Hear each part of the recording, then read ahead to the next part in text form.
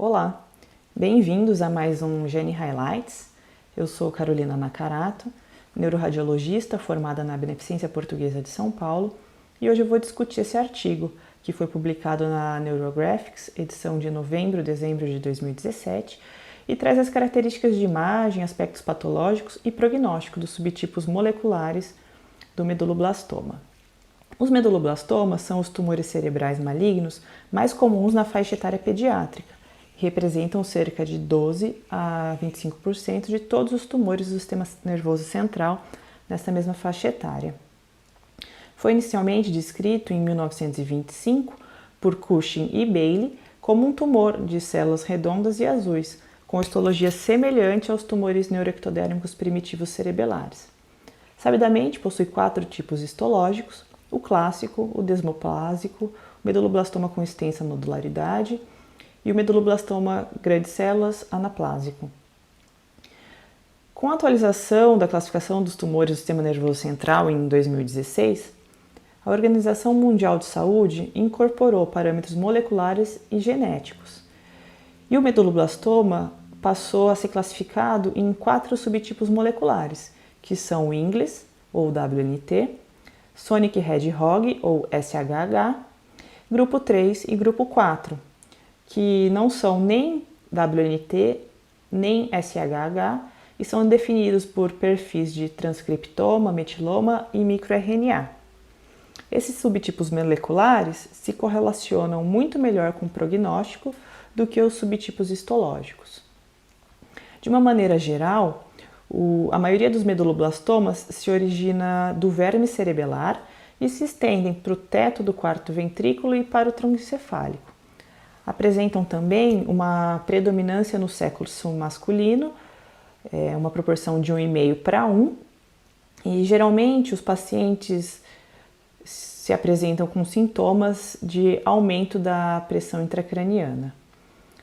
Tradicionalmente, os meduloblastomas são classificados em alto risco e risco intermediário, quando se leva em consideração a idade do paciente no momento do diagnóstico, envolvimento metastático e o tamanho do resíduo pós-operatório.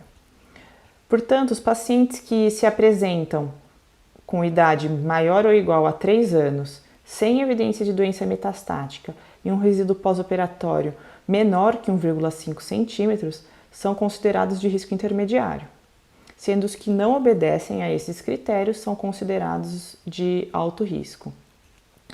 A variedade dos aspectos de imagem do medulloblastoma é fortemente influenciada pelo subgrupo molecular. Entretanto, há características que são comuns a todos os meduloblastomas.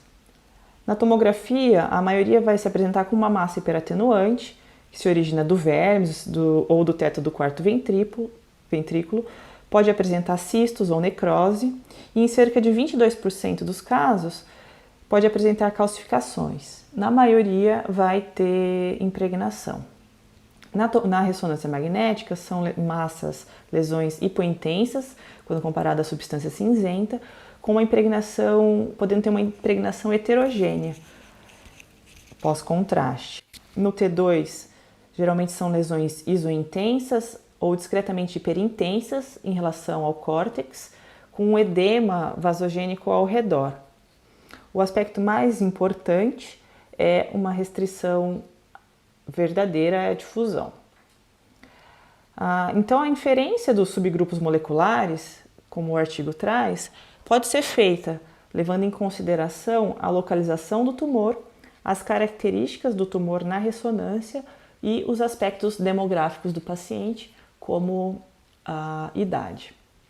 Então, falando primeiro aqui do WNT ativado, é o subgrupo menos comum, representa 10 a 15% dos meduloblastomas, e são os que têm melhor prognóstico, sendo que as metástases são infrequentes ao diagnóstico.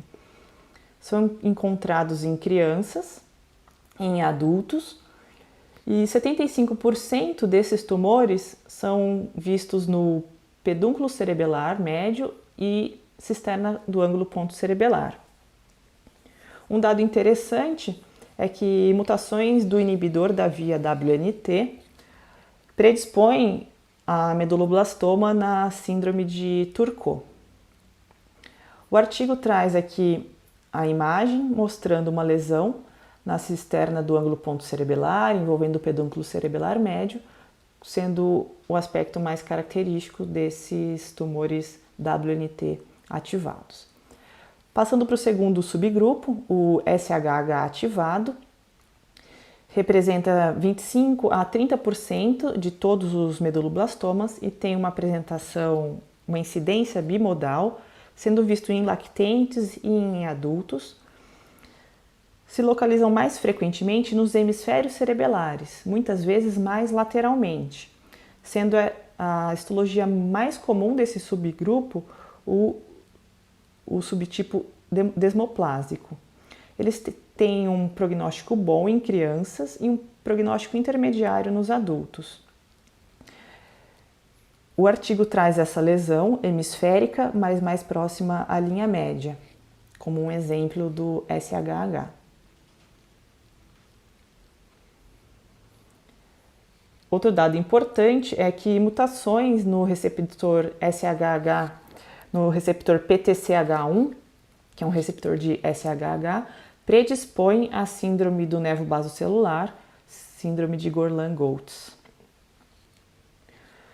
O grupo 3 é o segundo maior grupo, correspondendo a aproximadamente 27 a 30% dos meduloblastomas, e é o que apresenta o pior prognóstico, geralmente com altas taxas de metástase já ao diagnóstico. A maioria apresenta um subtipo histológico clássico. São tumores principalmente vistos na linha média, sendo tumores com margens pouco definidas, indistintas e uma impregnação bem proeminente. Aqui o exemplo do grupo 3, uma lesão na linha média, ocupando aqui o quarto ventrículo com margens pouco distintas e uma impregnação bem proeminente. O grupo 4 é o maior subgrupo molecular e representa 33 a 35% de todos os meduloblastomas e apresenta características clínicas e histológicas semelhantes ao grupo 3, sendo também encontrados principalmente na linha média, porém com uma impregnação discreta. Aqui o exemplo de um tumor do grupo 4, uma lesão também na linha média, ocupando aqui o quarto ventrículo, porém com uma impregnação discreta. Eles também, diferentemente dos tumores do grupo 3, apresentam um prognóstico intermediário. Aqui na discussão, o artigo ressalta que o primeiro diagnóstico diferencial a ser considerado de uma massa hiperatenuante na região do cerebelo é o ependimoma, só que comparado com os meduloblastomas, os ependimomas apresentam mais frequentemente calcificações, são lesões mais heterogêneas e se insinuam para as cisternas basais através das vias de saída do quarto ventrículo. Tem um aspecto mais plástico. Outra diferença é que os ependimomas se originam do assoalho do quarto ventrículo, enquanto os meduloblastomas se originam do teto do quarto ventrículo. Outros diagnósticos diferenciais que os autores ressaltam incluem as metástases, os astrocitomas, linfoma e hemangioblastoma. No entanto, essas lesões têm um aspecto de imagem bem diferente dos meduloblastomas. Outro aspecto importante é que quando a gente está diante de um paciente com meduloblastoma, precisamos avaliar todo o neuroeixo e utilizarmos contraste para identificarmos possíveis metástases, que são geralmente vistas na apresentação dos pacientes do grupo 3 e do grupo 4 e se dão por disseminação leptomeníngea em quase sua totalidade. O artigo finaliza então, conclui ressaltando que é importante o radiologista estar apto a identificar através da imagem esses subtipos moleculares do meduloblastoma, pois leva a uma maior acurácia na interpretação das imagens e guia um manejo clínico mais adequado dos pacientes. É isso, espero que tenham gostado, agradeço pela oportunidade. Obrigada e até uma próxima.